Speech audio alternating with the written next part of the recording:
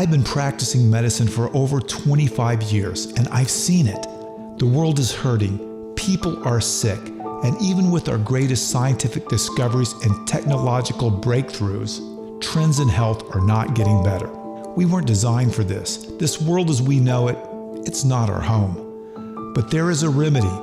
Our Creator designed us to be resilient creatures, and He's given us clues in the Scriptures that have dramatic implication for our lives today. Let's talk about biblical prescriptions. Let's take a serious look at living as God intended. Are you ready? Let's get well, and let's go home. Welcome to the Biblical Prescriptions for Life podcast. I'm your host, Nick Evanson, and on today's program, we'll be hearing a presentation from Dr. James L. Markham, author of the 7-week Bible study program, Biblical Prescriptions for Life, on his philosophy of using the Scriptures for treatment. As always, the advice given in this podcast is not intended to replace the care of your primary physician, and Dr. Markham insists that listeners talk with their doctor before making changes to their healthcare regimen. If you like what you hear in this podcast, we encourage you to find us online at biblicalprescriptions.com/podcast for a free offer, as well as a discount on the Biblical Prescriptions for Life study materials. Thanks again for joining us today, and let us know your comments at biblicalprescriptions.com/podcast.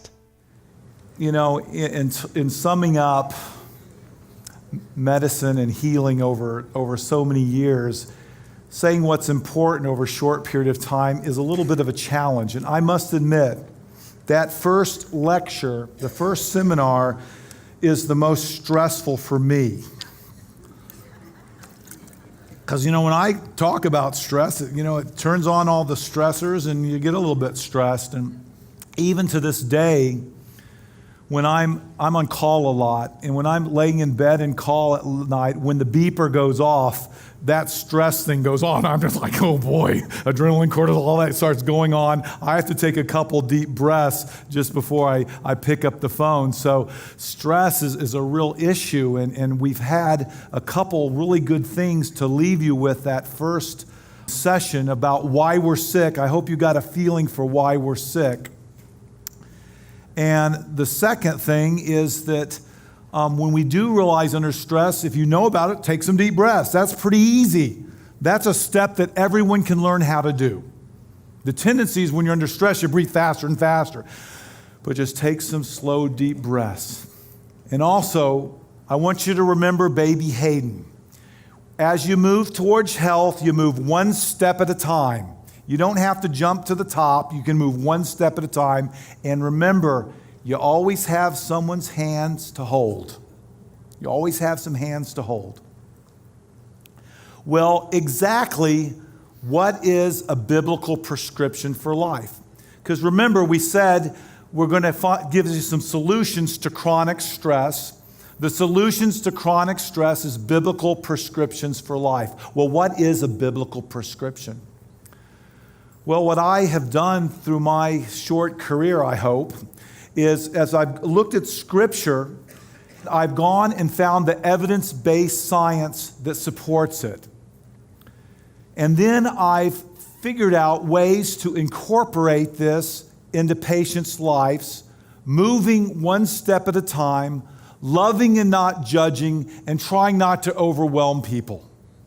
This can be challenging at times, but it's very worthwhile. And I want to review at least 3 of the biblical prescriptions. There's many that we're uncovering, but I want to review 3 of them today that we can apply to our lives at some level so we can move a step on our journey to better health. And in Isaiah 43 verses 20, it says, "Because I give waters in the wilderness and rivers in the desert, to give drink to my people, my chosen." Well, water is so important to every cell in our body. It is a biblical prescription for life. Why do we start with this? Because many people don't realize how important water is in the prevention of chronic stress. But God gave us water to drink for a reason. He made us mainly of water for a reason. But what's so interesting, as we've had a physical water, it's also going to point us to a spiritual truth. It's also going to point us to the living water. So Michael was an avid cyclist, and I met him about 1.5 years ago, and he was taking a bicycle trip from Dalton to Cleveland, Tennessee. And he started out on his trip, and about halfway into his trip, or maybe even before that, he realized he had no water that day. And it was a hot August day, and to make matters worse, his chain came off in the journey, and he had to stop to put his chain back on. Well, he fumbled around getting his chain back on and got back on the bike, and then he had an important decision to make. He could either go home or go knock on some doors and ask for water, or he could be a proud male and refuse to get any help and potentially get sick because he wasn't drinking enough water. Men in the crowd, would you go and knock on a stranger's door and get some water? Would you go back and start over? Or would we have a little too much pride to go back? A little too much pride to ask for directions or whatever it might be. Well, Michael decided to ride on. And it wasn't long because his blood pressure started to go down because he was dehydration, and he fell off his bike. His blood pressure was low, and a car came by and picked him up and took him to the emergency room.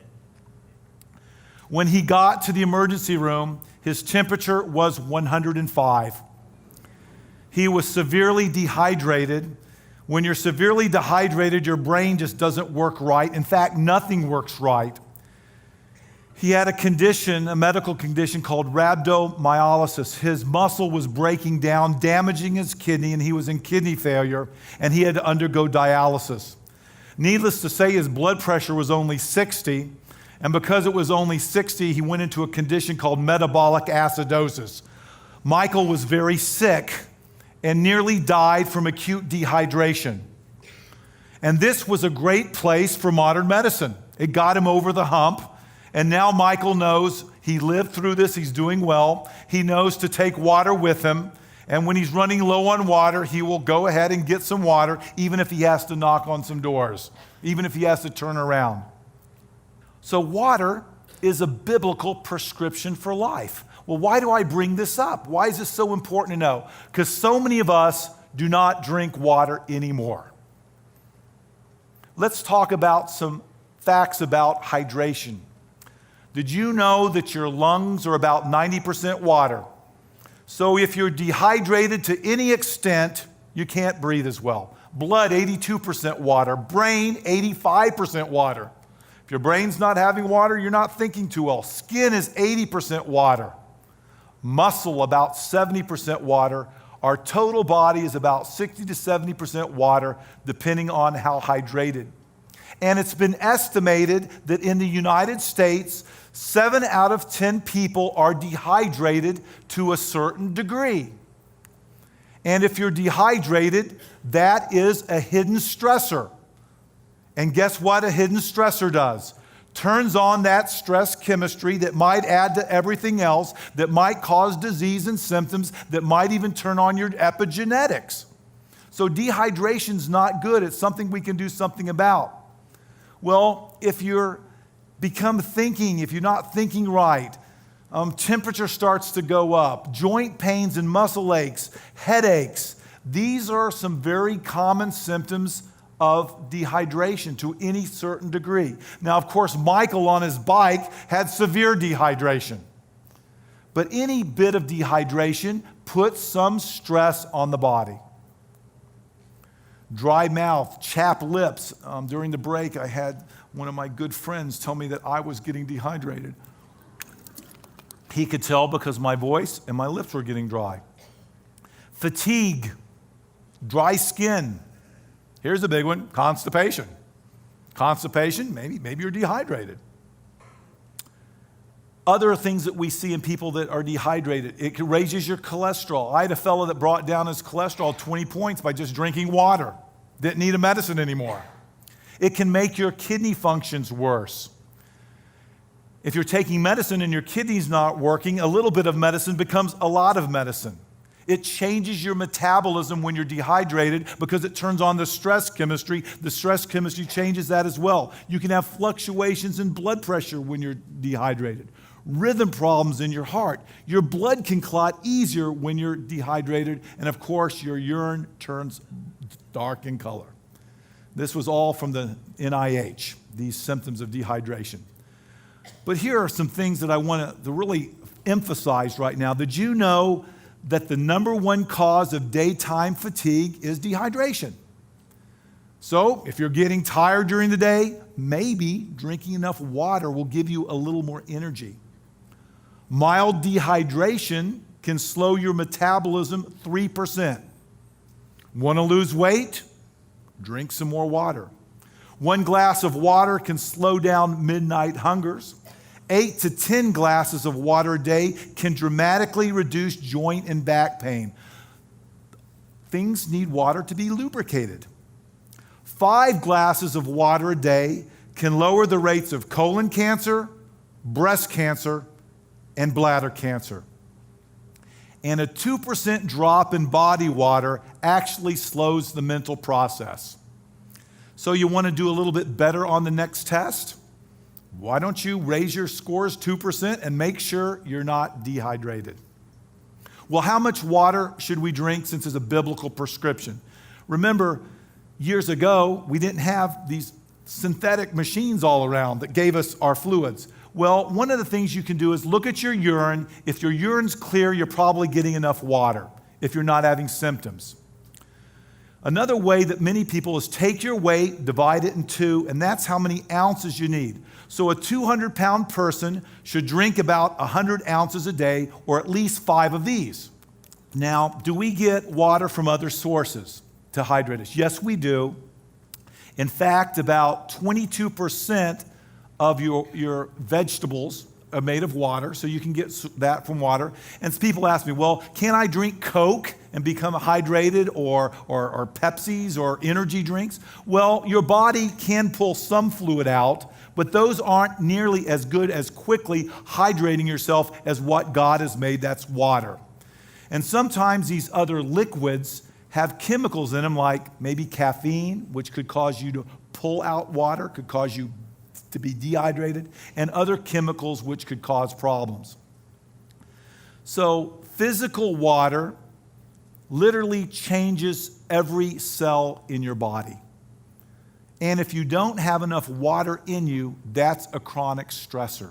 Just something as simple as water changes every organ system from the good. And notice, a biblical prescription for life helps the entire body. It doesn't help one organ and hurt another organ. It helps all the organs. Let's talk about another biblical prescription for life that we can apply. We talked about water. Everyone can drink water. Anyone thirsty right now? I wish I had some water to give you, but I hope you brought your own. But it's something to think about.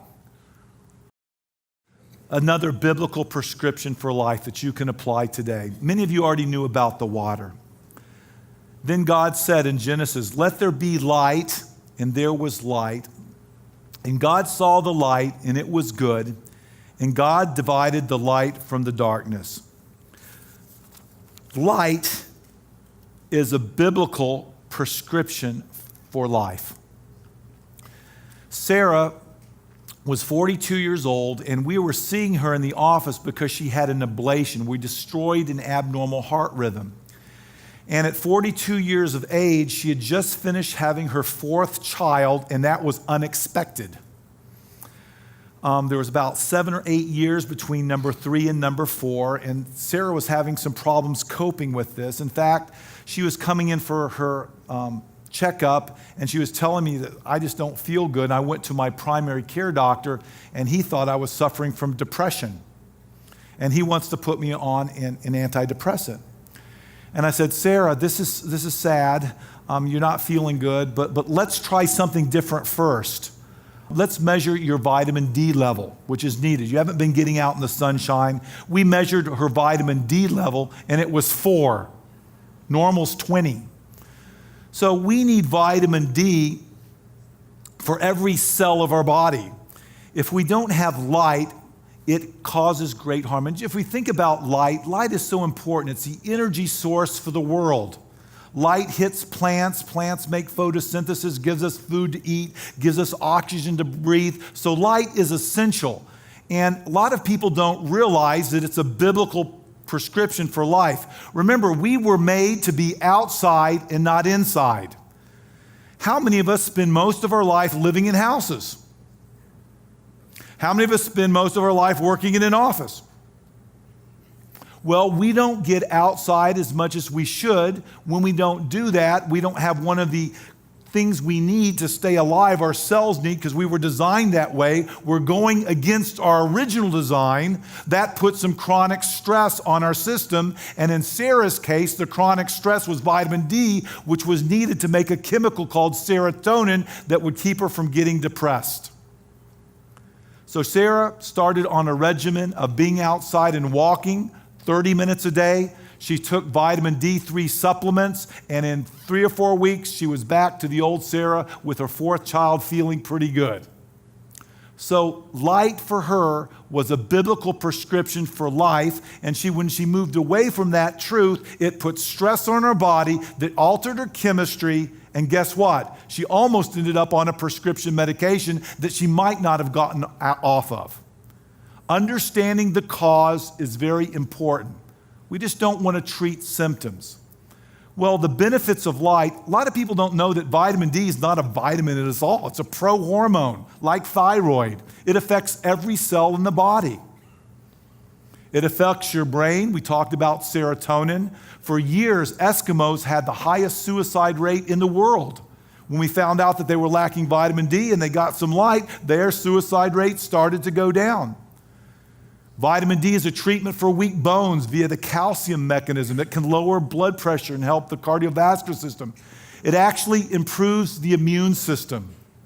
In our bodies, we have some cells called macrophages. They help fight infections. And when we don't have enough vitamin D, those macrophages can't deal with infections, whether viral or bacterial. They just don't work as well. It's always miffed me why when someone's sick in the hospital, we keep them in a dark room, don't let them get outside, and don't turn on the macrophages, which can help them heal themselves. Years ago, when they used to have the sanitariums, they used to let people get outside and get some sun. Well, there was a physiologic reason for that. Well, nowadays, we sort of shut them up. Inside, we don't let them do things. You know, I asked if I could roll someone out the other day, and I got a dirty look. The patient was willing to go. They said it was against the rules. You're not being a good fellow. You know, they don't let me do that. Well, why are we talking about vitamin D at all? Because just like water, 70% of people, 7 out of 10 people don't get enough water. It puts a chronic stress. Well, let's look at the statistics for vitamin D. 25%, 1 in 4 of adolescents don't drink enough water. They're chronically dehydrated.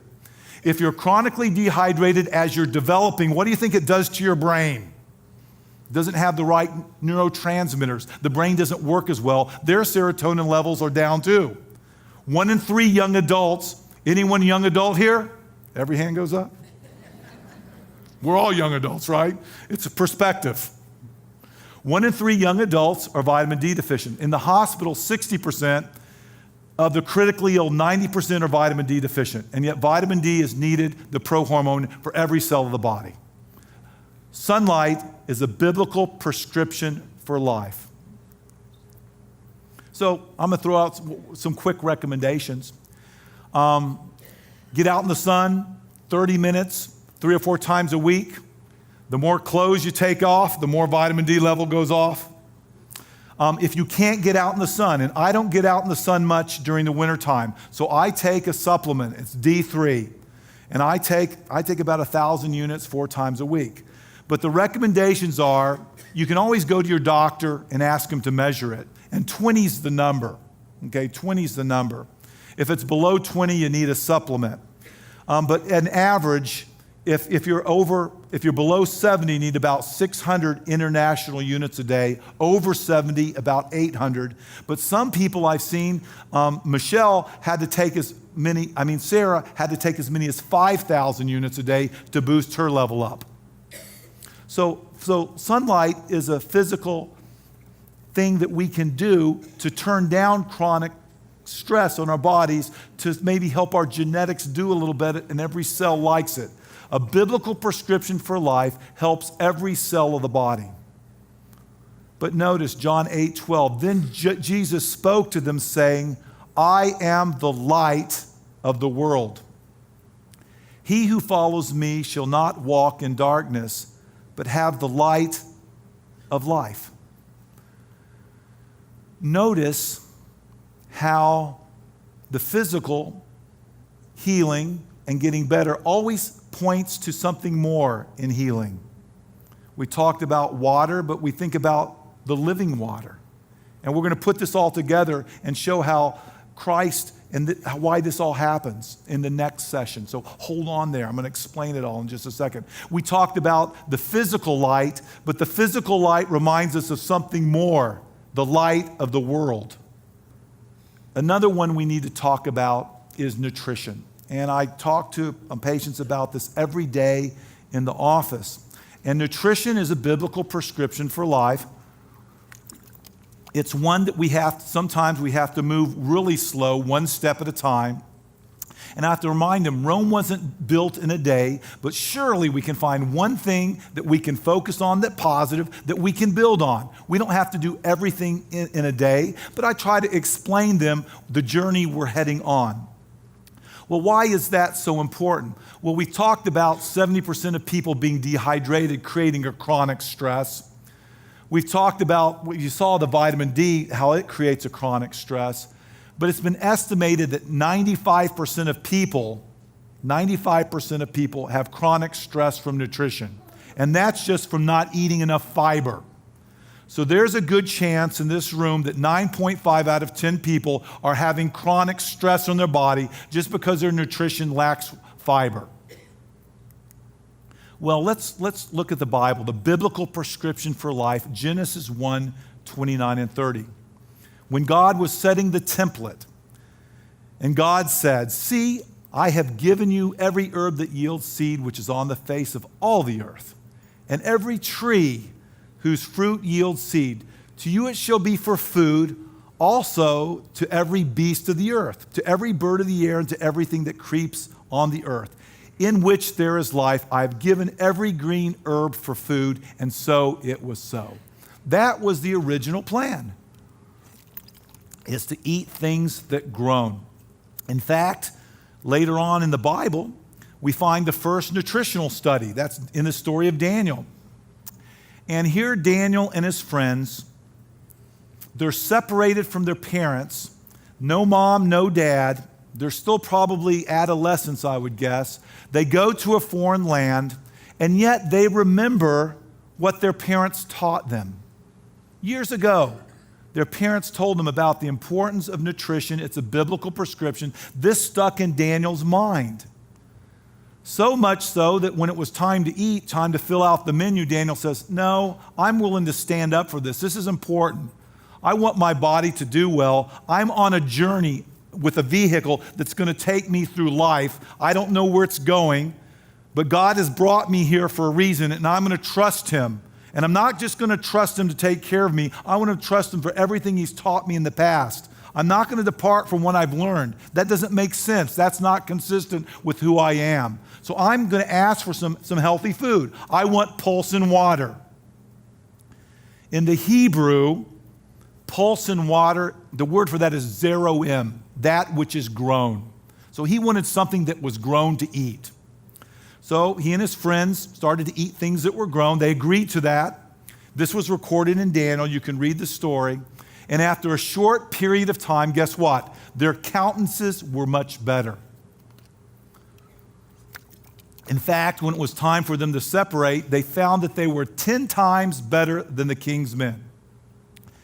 And if you think about it, if the king's men had IQs, let's say of 120, let's say they were pretty smart guys, Daniel's IQ was 10 times more. Daniel was walking around with a brain of 1,200. No wonder they made him second in command. No wonder he was able to accomplish the things he accomplished. But you know what? It was more than the nutrition. It was also about the worship. And we're going to talk about that as we move forward. So in a biblical prescription, I looked at this and I realized, I did not take any nutrition in medical school. And yet this is so important, a biblical prescription. I need to figure out how to reach my patients with that message. I need to move forward. You got pushback because the society doesn't want to hear. It's not being part of the crowd. You're being a little bit different. Well, I said, I need evidence before I can do this. So let's look at the evidence. I had a patient not too long ago. She came to me with type 2 diabetes. All the arteries were so blocked that she couldn't have bypass surgery. She couldn't have a stent. She was in her late 30s. The diabetes was really hurting her blood vessel. Bodies don't like high insulin levels. And the blood vessels were damaged. She couldn't walk 50 feet without having angina in her chest. She'd been to numerous physicians all over. They would always say, no bypass, no stents, you're on the medicine. She eventually came to me. We started working on the diet. And guess what? She started eating a whole food, plant-based diet. And in a short period of time, her angina started to go away. Not too long ago, we repeated some testing on her, and the bad areas of her heart that weren't getting enough blood were now getting enough blood. She learned that when she eats greens and gets fat out of her diet, nitric oxide starts to go up in the body, which makes the arteries bigger. Fat paralyzes that. The greens, nitrates, eat them, turn into nitric oxide, helps the body get more healthy, allows the body to reverse disease. Now you might say, I don't believe any of this. This is impossible. Well, let's look at the data. I had the privilege of meeting probably the best nutritionist in the world, T. Colin Campbell. And when I was getting interested in this biblical prescription for life, I said, let me study some of the research out there. And he has done the foremost research on nutrition in the world. And it was published a few years back when I was interested in this. And this is called the China Study. Some of you might even be familiar with his research. Well, T. Colin Campbell was funded by you and I, the taxpayers, and he was recently on my television program, and I got to get to know him, and actually we're friends, and even every now when I have a question, I just call him up on the phone and ask him what he thinks. It's a great resource. But anyway, he went over to China and studied the people in China, and he found out that people that eat lots of fat and lots of protein had higher rates of disease. And he concluded that the food we eat contribute to our chronic disease. So our nutrition, if it's not right, is a chronic stressor. Chronic stressor done long enough leads to a symptom and possibly a disease and problems downhill. Well, that was very interesting. And I talked to him and he says, the problem is we need about 70% carbohydrates, 10 to 15% fat, 10 to 15% protein. When we get above that, we start putting stress on the body. And in the fat world, that clogs up the arteries. In the protein world, it tends to stimulate all sorts of bad things in the genetics, including raises the risk of having cancer. So I said, well, Colin, that's all nice, but you're just one person that's done one study. I like the biblical study better, but I needed more power to convince patients. And also, it's hard to take someone that's eaten a certain way from A to Z. I need to go A to B. So I said, well, let me look at the foods that people used to live in the past. Let's see how they did and how well they function. Well, the people of the Far East and China, they were people that ate predominantly rice. And they might put some beans on it. And I studied those cultures, and they did not have heart disease, cancers, and strokes and dementia. They didn't have chronic disease. Well, what is rice made of? Pretty much carbohydrates, very little protein, very little fat. The people in the Far East did well. Well, what about the Incans?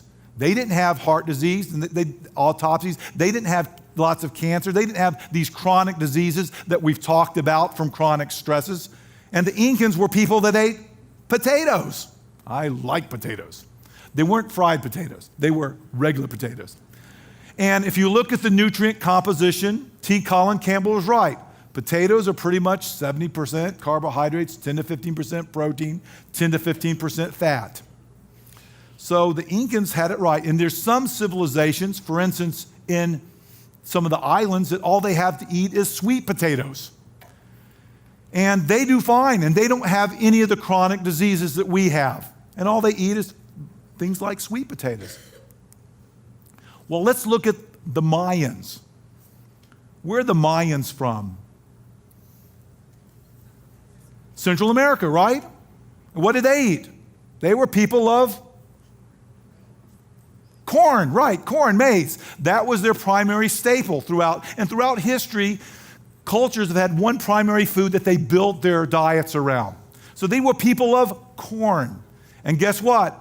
Nutrient composition of corn, 70, 10 to 15, 10 to 15, about the same. So I'm looking at T. Collins' research and says, yeah, this makes sense. These people never had problems. What about the people of the Near East? They were heavy into grains. And again, there seems to be something about the nutrient composition. So as we've changed our eating habits, we've introduced chronic disease into our lives. This damages our body's chemistry. I got really interested in this, and I went and visited Dr. Esselstyn up at the Cleveland Clinic. And you can notice that at the Cleveland Clinic, there's a stressor there that I don't like at all, and that's cold. So that's why we're wearing coats. It is cold in Cleveland all the time. So I visited him, and he published a study last year about I wanted to see how he did this, because I wanted to add this to our regimen in our cardiovascular patients. So I said, he's a real tall guy, real active guy. In fact, he won a gold medal years ago at Yale University. So he knows what he's doing. He took 200 patients, published an article, and he was able to reverse disease in the worst patients with cardiovascular disease with a whole food, plant-based diet. In fact, he goes on the records and says he can make you heart attack free if you'll eat right. Wow. Now, he takes away a lot more fat than even Dr. Campbell wants to. So he is a lot more serious about the fat. You know, he's more than 10 to 15. He's 0% fat. But he reverses disease. He takes care of the worst patients whatsoever. And in the patients that come to me from all over the country that have the worst disease, I tell them, well, this is something that we need to think about. Let's move you this direction one step at a time. Let's love you and not judge you and see what progress we can make. Well, I still sometimes find it a challenge to take people from A to Z. Even though we know someone's holding their hand and helping them, how do we move them along a little bit faster? So last year, Colin and them asked me to help out with a movie called Plant Pure Nation. And this movie's on the theaters now, and it's doing very well. It's going to be on Netflix this month.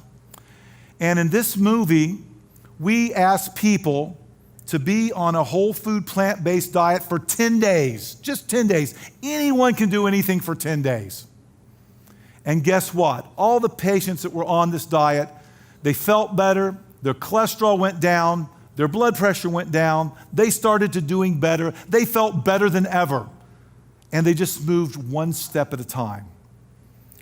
Well, our nutrition is a biblical prescription for life, and our goal is to move towards a whole food, plant-based diet. And I now have a regimen that once I get to know people, I try to find some common ground and say, listen, you can surely eat oatmeal more often for breakfast. You can surely have a green every now and then. You can maybe have some substitutes. And I give them some websites like pcrm.org. I give them another website like my website, heartwiseministries.org, or another website like nutritionfacts.org. Throw those websites out there and say, let's move one step at a time. There's many more biblical prescriptions for life.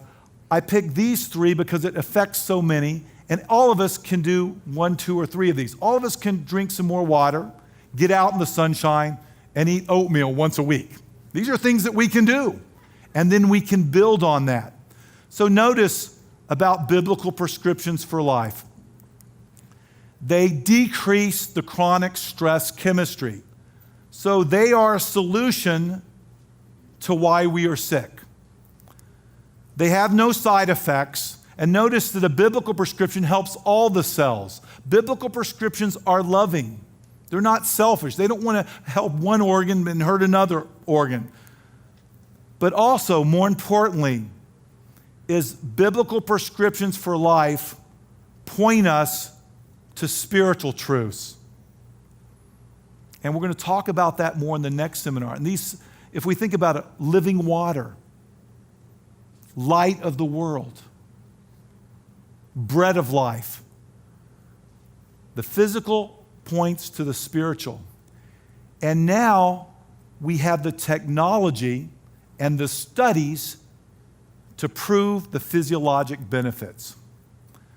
In the next session, I'm going to let you know how worship changes our physiology and how worship is the most important biblical prescription for life.